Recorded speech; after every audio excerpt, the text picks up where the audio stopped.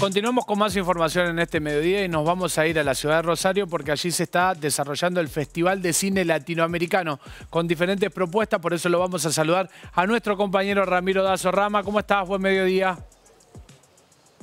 Compañeros, muy buen mediodía para todos. Y en el marco del 29º Foro Internacional, que tiene que ver con el cine iberoamericano y latinoamericano, se desarrollan distintas charlas. Y una de las charlas tiene que ver con televisiones públicas y políticas de Estado. Un tema que obviamente a nosotros, desde la televisión pública provincial, nos compete y que también es un tema muy importante en este contexto donde a veces un poco las televisoras públicas, no solo de la Argentina, sino de muchos lugares de Latinoamérica, empiezan a ponerse en discusión. Por eso me acompañan dos de los invitados más importantes que tiene esta charla. Le agradecemos a los dos. Gabriel Torres Espinosa, él es director del Sistema Universitario de Radio y Televisión y Cinematografía de la Universidad de Guadalajara y presidente de ATEI. Y también me acompaña Paulina Urrutia Fernández, ella es actriz, ex ministra de Cultura de Chile, así que dos de las personalidades más importantes que tiene esta charla. Agradecerle estos minutos justo antes de que comience la charla y empezar preguntándole, bueno, Ciudad de Rosario, ¿qué importancia tiene para ustedes este tipo de eventos, de instancias donde se pueda discutir no solo las televisiones públicas, sino también las políticas de Estado que tienen que ver con esto? Bueno, que en el marco de un festival con tanta tradición, significado y relevancia como es el Festival de Rosario, que resuena en toda América Latina, podamos hoy reflexionar o dedicar un breve espacio para reflexionar sobre la importancia de los medios públicos, de la televisión pública, en una coyuntura muy peculiar que se vive en la Argentina y, por qué no decirlo también, en América Latina, me parece la mayor relevancia. Cuando hablamos de América, y diría Iberoamérica, que es la asociación que yo presido, es una asociación iberoamericana, encontramos un mosaico muy heterogéneo, muy diverso, muy disímbolo de regulaciones y de políticas públicas. Es decir, yo ahora pienso, a ver si el tiempo me lo da, referirme a cómo es esta regulación, estas políticas que son a veces hasta contradictorias de un país al otro. Pero poder hablar de lo que nos une y de las coincidencias que sí hay en la televisión pública iberoamericana, que tiene como común denominador a los hispanos parlantes y a un modelo de producción también muy latino, muy creativo, muy colorido, muy enfocado a los temas culturales, yo creo que es sumamente relevante. Y hacerlo en Argentina en un momento en donde la televisión pública pues sufre un embate, no encuentro otra palabra para describirlo, respecto de su utilidad práctica, de su preponderancia estratégica y muy particularmente de su financiamiento. Yo creo que es una obligación que como presidente de ATEI vengo a hacer a Argentina con mucho gusto, pero también con mucha firmeza. Gabriel, ¿se ven muchas diferencias entre cómo son las políticas en los distintos países de Iberoamérica? Bueno, en Argentina hoy la televisión pública de parte del gobierno nacional es algo que plantea cerrar o privatizar. En otros países están en procesos parecidos. ¿Hay procesos donde estén apareciendo nuevas televisiones públicas? ¿Cómo es esto dispar y cómo es trabajar con todos? Bueno, en México siguen surgiendo televisoras públicas nacionales y estatales. Tenemos incluso una red de medios públicos que agrupa poco más de 50 televisoras públicas, de las cuales aproximadamente 15 son en red nacional, es decir, cubren el territorio nacional, y el resto son televisiones regionales potentes, que es un modelo que viene, digamos, con mayor fuerza por todo esto que hoy los consumidores audiovisuales aprecian mucho de los contenidos locales y de la información de proximidad. Podría decirte que Colombia es otro caso donde la televisión pública viene también tomando fuerza, en vez de perderla viene tomando fuerza, vienen creándose nuevos canales públicos con modelos de financiamiento público-privados, es decir, no solamente subvencionados por el Estado, sino también con iniciativas para hacerse llegar recursos provenientes de la iniciativa privada. Y también podría mencionar, por ejemplo, el caso de la corporación WIPR, de Puerto Rico, en Estados Unidos, donde es a pesar de que en Estados Unidos casi todo es privado, esa es una televisión pública que viene creciendo, que ha ampliado su nivel de cobertura a toda la isla y que tiene un esquema de cooperación, que produce deportes, que compite en diversos horarios con los ratings de la televisión privada y que también tiene capital privado, es decir, dentro de su modelo de producción. Entonces yo creo que hay muchas fórmulas para que la televisión no gravite solamente sobre el presupuesto público. Yo mismo me planteo como un convencido de que esa fórmula es una fórmula muy limitativa, es una fórmula del pasado que no corresponde con el presente y mucho menos con el futuro. Pero pensar que un país debe de prescindir de una televisión pública como recurso estratégico del Estado, yo sinceramente pienso que es un error. Y el caso más elocuente, dramático, la prueba fehaciente de que así es, fue precisamente durante la pandemia.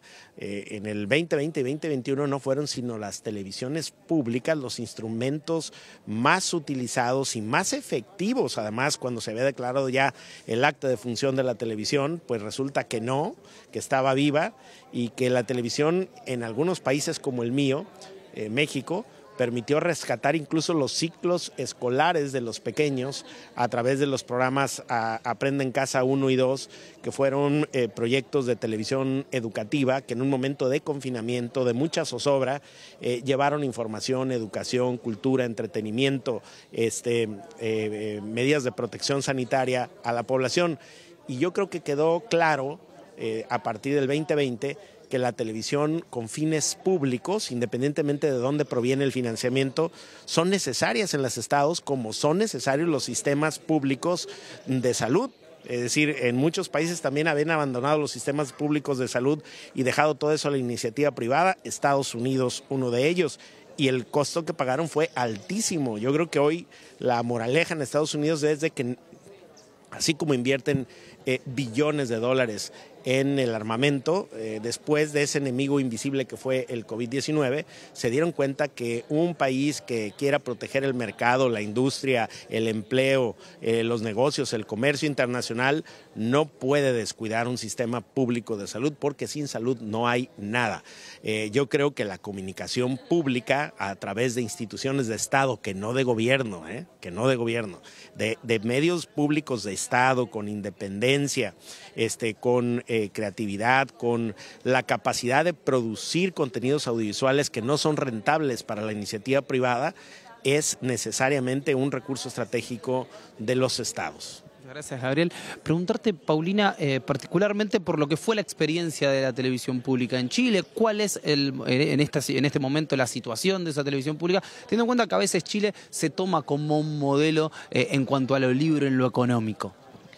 Bueno, vengo precisamente a hacer honor de la visita de Augusto Góngora hace bastantes años atrás, en el año 95 acá, para exponer el modelo de la televisión pública en Chile, que tuvo más de 20 años de un funcionamiento de verdad ejemplar y bastante extraño, y por no decir totalmente atípico en Latinoamérica y en general en el mundo, y que hoy día enfrenta una crisis muy seria justamente por lo mismo, porque se ha, un poco lo que decía Gabriel, ¿no es cierto?, se ha visto una manera, o el financiamiento público de una manera totalmente desde los estados o desde el mundo público, que en el caso de nosotros fue por un tema político, una transición muy compleja en donde los poderes fácticos seguían funcionando, por lo tanto había que blanquear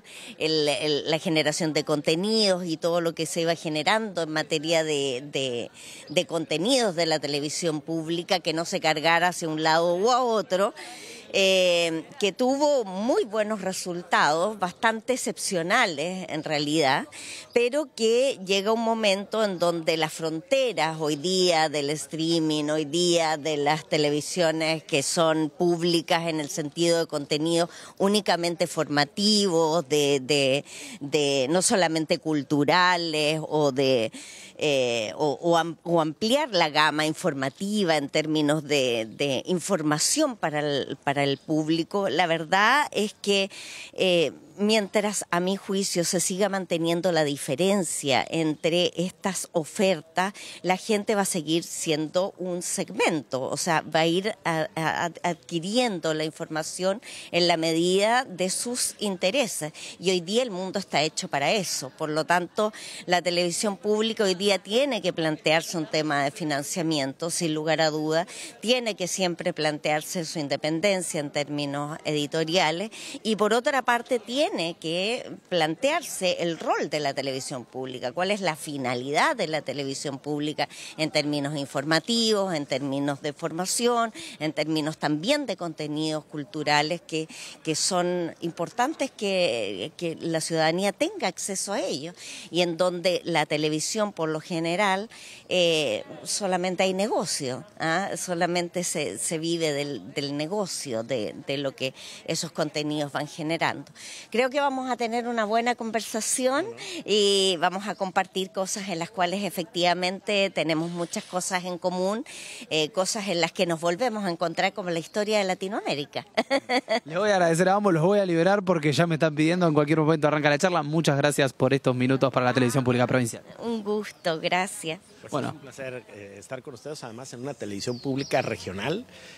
Yo reivindico mucho en mi rol, mi gestión como presidente de ATEI, los canales locales, y vengo repitiendo algo con mucha fuerza, que es: se hace buena televisión más allá de las capitales del país. muchas gracias a ambos, los libero.